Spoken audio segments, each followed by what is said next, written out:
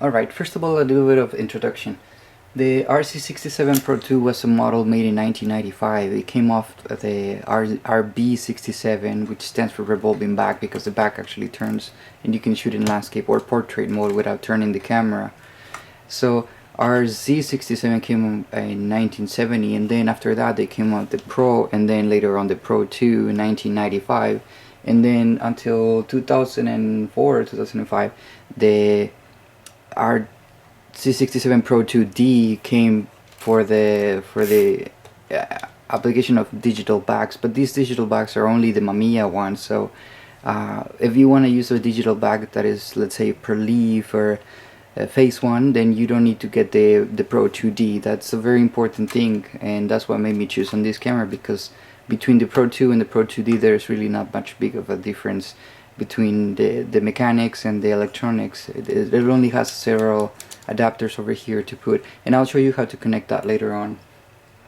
The basic difference between the RB and RZ67 is that the RZ67 has all the mechanical parts that the RB has, but it has an electronic shooter that transmits exposure data. Like, all the elements can transmit exposure data. So when the lens can transmit exposure to the viewfinder and stuff like that, so you can shoot in like automatic mode.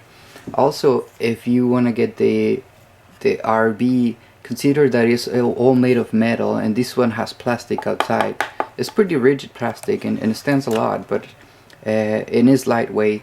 This will be just over 5 pounds, where the RB is way more heavier and is completely manual. And this one would be the only one that you can put digital backs on.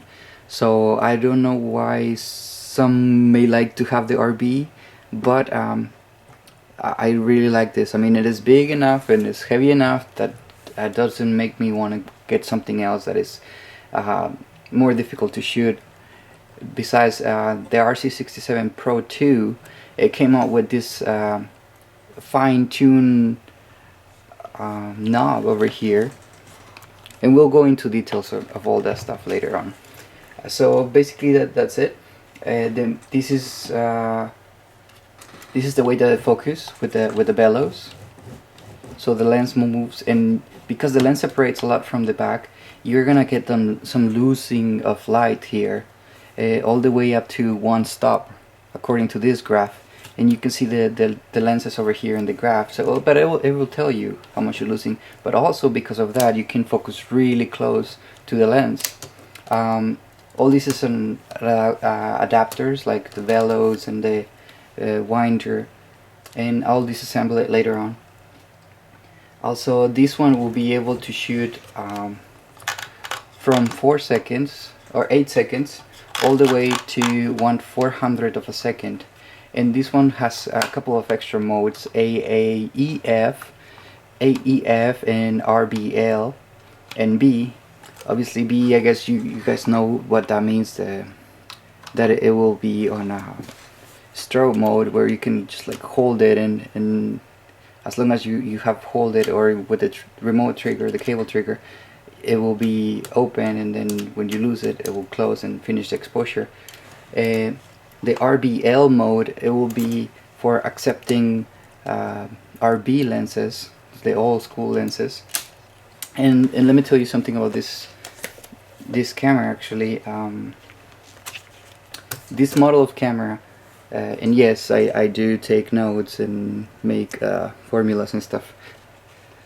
This type of camera has 3 wide angle lenses, the 50, the 65, 75, 3 normal lenses, the 90, 110 and 127, and it has 8 telephoto lenses, 150, 180, 210, 250, 350, 360 and 500, and that will be the longest one. So it will be like equivalent to 238 on the 35mm cameras, and it has 7 specialty lenses, but only 1 lens is actually a zoom lens. So all of the lenses that this have, 20 lenses are fixed, and just 1 lens is a zoom lens that go from 100 to 200, and that's like a shotgun kind of zooming lens. So I guess we can go ahead and go for more in detail.